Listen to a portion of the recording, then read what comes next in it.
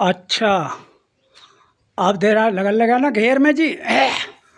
असल में घेर में ठंडी ठंडी हवा चलती है, बिजली की कोई ज़रूरत ही नहीं है। अब यहाँ देखो, काम करने के बाद भी सुकून मिलता है। हवा में कितने ही बैठ जाओ, और पंखे की हवा से भी बढ़िया हवा लगे।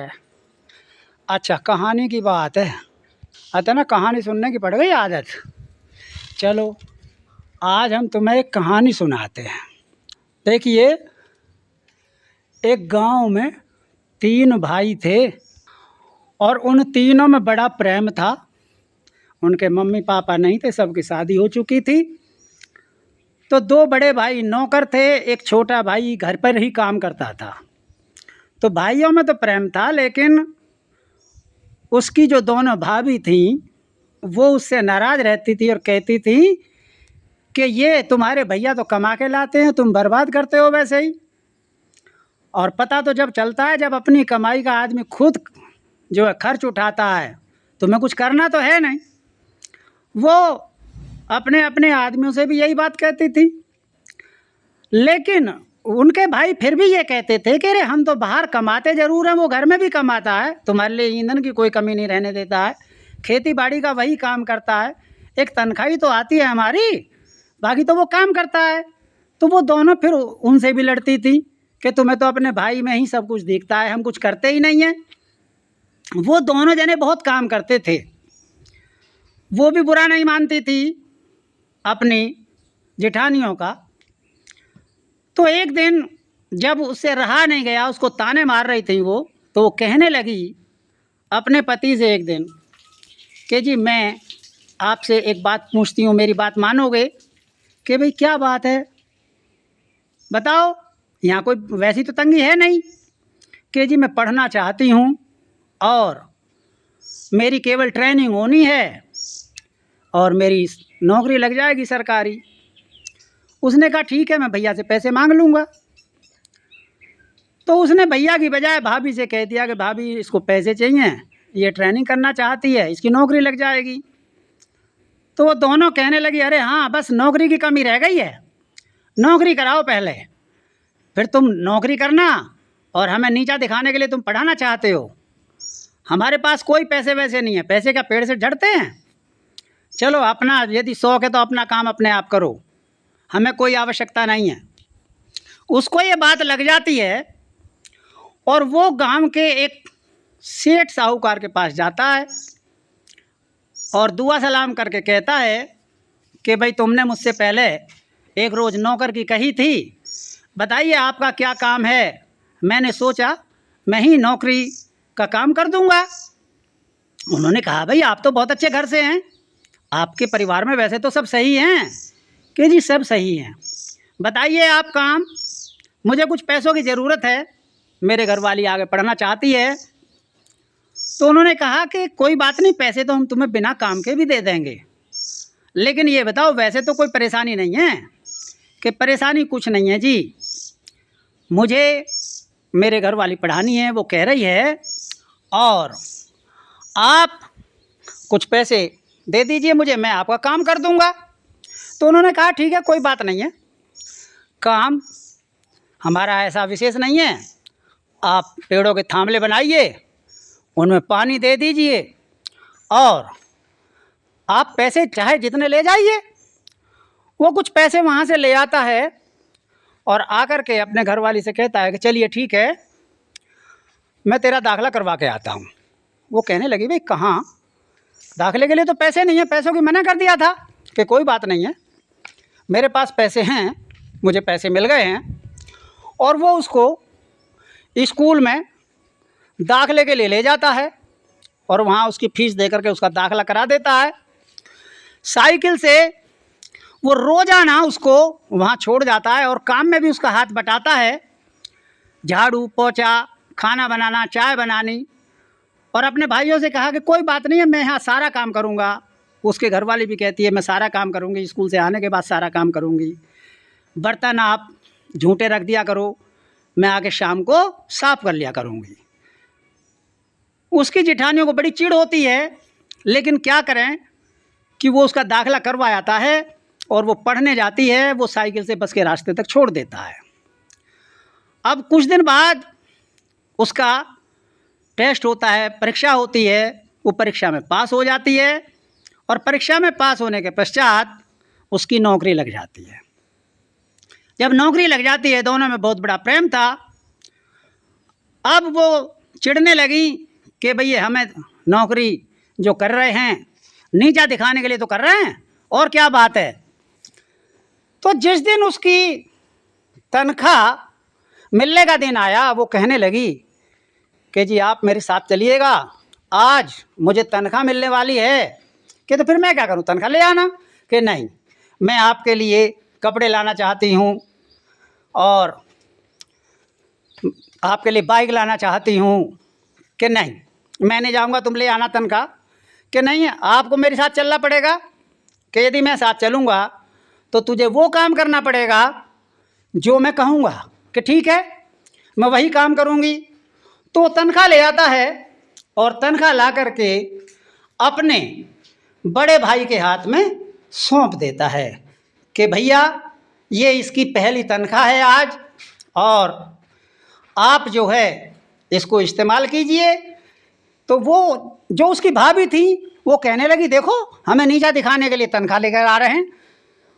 उसने कहा ऐसी बात नहीं है, ये आज इसकी पहली तनख्वाह मिली है। हमने सोचा कि पहली तनख्वाह को हमारे भाई किसी भी कार्य में ले लें, पहली तनख्वाह है इनकी।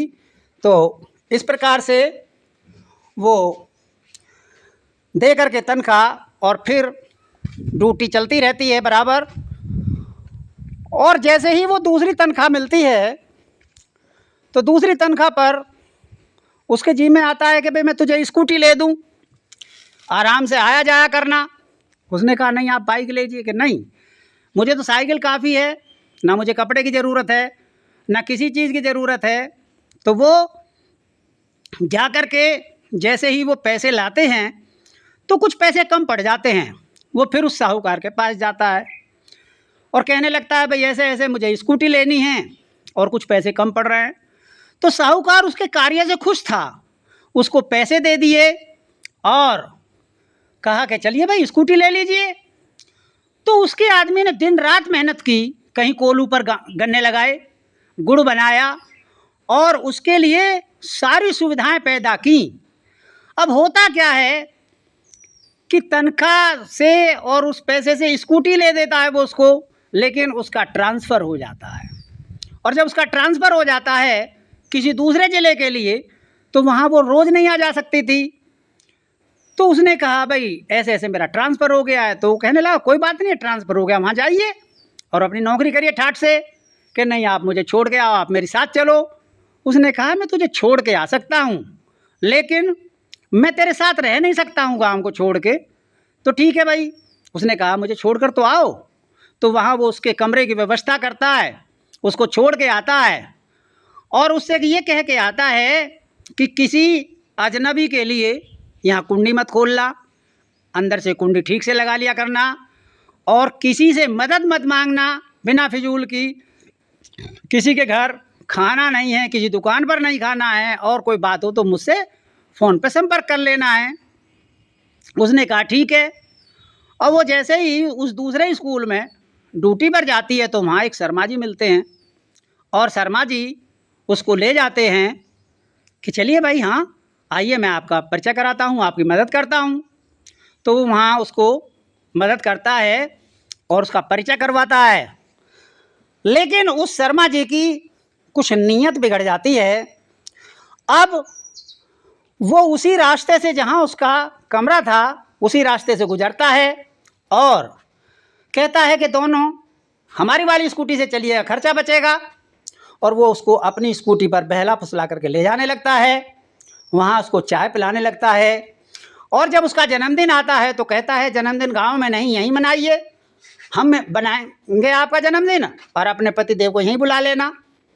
खैर उसका पतिदेव वहाँ जाता है खबर मिलने पर, लेकिन वो जो नालायक शर्मा था वो केक काटने के बाद उसका हाथ पकड़ के स्वयं पहले खा लेता है, लेकिन उसका पति कुछ कहता नहीं है, वो बहुत समझदार है। और उसको पति तक नहीं पहुंचने देता है, नाच गाना शुरू हो जाता है। उसका पति वापस गांव आ जाता है।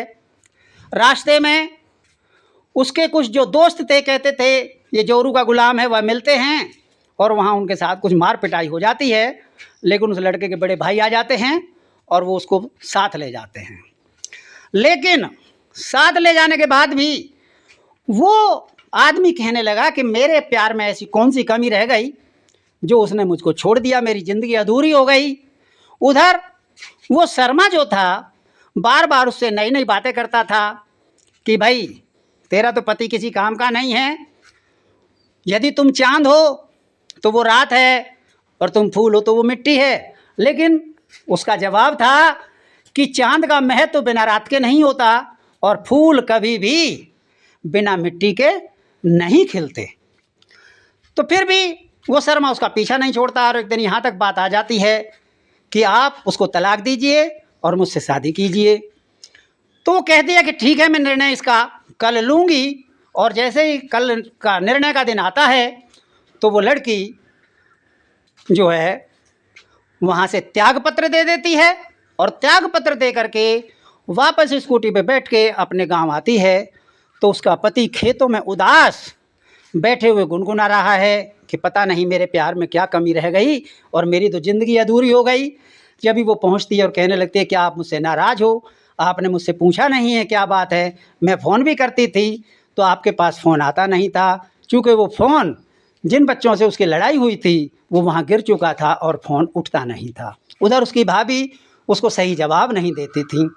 तो वो वहाँ आकर के सारी कहानी बताती है और कहती है कि नौकरी कुछ भी नहीं है, पहली चीज़ प्यार है, जहाँ प्यार है वहाँ नौकरी की कोई आवश्यकता नहीं है। मैं अब नौकरी नहीं करनी चाहती, मुझे तुम्हारा साथ मिल गया तो समझिए पूरे संसार का साथ मिल गया, और यदि तुम्हारा साथ नहीं है तो कुछ भी साथ नहीं है। मैं वहाँ नौकरी को ठोकर मार के चली आई हूँ और मैं तुम्हारे ही साथ रहूँगी, अब मुझे नौकरी की नहीं है। तो देखिए इस कहानी से ये शिक्षा मिलती है कि प्यार पहली चीज़ होती है और भारतीय संस्कृति के अनुसार पति कैसा ही भी है, कमाता तो वो था, कितना प्यार उससे करता था, रंग रूप नहीं, आदमी का हृदय देखा जाता है। तो देखिए कहानी अब तुझे कैसी लगती है, मैं तुझसे क्या पूछूं, मैं सबसे ही पूछूंगा क्योंकि यूट्यूब पर ये वीडियो डलेगी। तो मेरे हिसाब से तो कुछ बात मान भी लेनी चाहिए, बाहर किसी से ऐसी दोस्ती नहीं करनी चाहिए, बिना जान पहचान के कोई घर में नहीं घुसाना चाहिए और किसी के यहाँ पर कुछ खाना पीना भी नहीं चाहिए। मैं इसी नतीजे पर पहुँचा हूँ कि कुछ अपने मालिक की भी बात मान लेनी चाहिए। इसी के साथ जय हिंद, जय भारत।